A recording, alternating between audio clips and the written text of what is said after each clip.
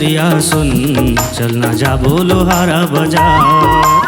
हे सुंदरिया सुन, चलना जा बोलो हारा बाजार। कैसे आवा सवरिया दाई दादा ही मोरे रखवा। कैसे आवा सवरिया दाई दादा ही मोरे रखवा। एको बहाना ने सुना वो रानी, एको बहाना ने सुना वो रानी, झन कर नखरा हजार। कैसे आवा सवरिया दाई दादा ही मोरे रखवा। कैसे आवा सवरिया दाई दादा ही मोरे रखवा।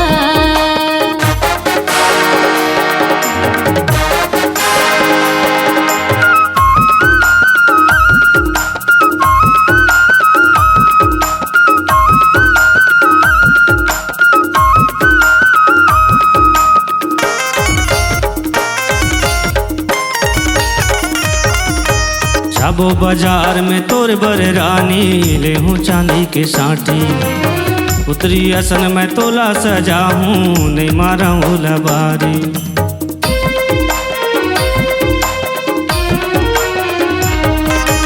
जाबो बाजार में तोर बर रानी, ले हूँ चांदी के साटी। उतरी असन में तोला सजा हूँ, नहीं मारा हूँ लबारी। रूप के रानी चंदा का चमक ही, रूप के रानी चंदा का चमक ही, घर में नौलखिया हार। कैसे आवा सवरिया दाई दादा ही मोरे रखवा। कैसे आवा सवरिया दाई दादा ही मोरे रखवा।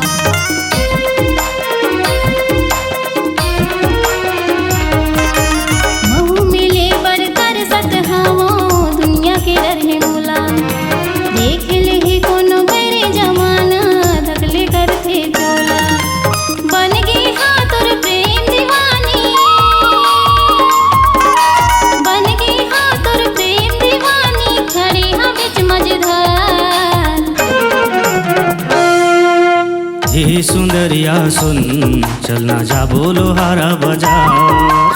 हे सुंदरिया सुन, चलना जा बोलो हारा बाजार।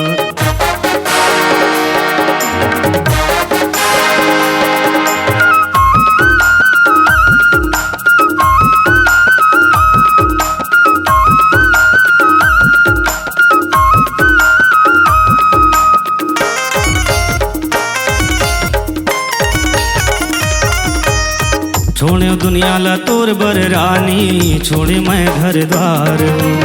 खाके क्रिया कहत हवा, होगे तोर संग प्यार। गाँव गली और पारा पारा माँ होते तोर मोर चारी। भैया भौजी हम मोला भरम थे, कैसे करो संगवारी।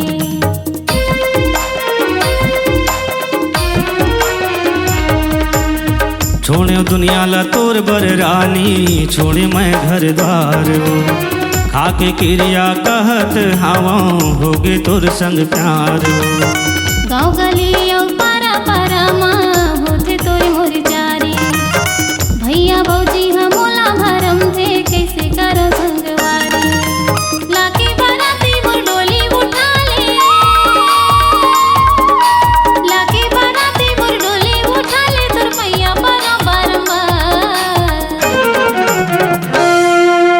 हे सुंदरिया सुन, चलना जा बोलो हारा बाजार।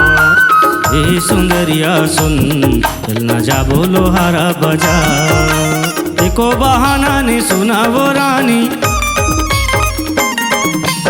एको बहाना ने सुना वो रानी, झन कर नखरा हजार। कैसे आवा सवरिया दाई दादा ही मोरे रखवा।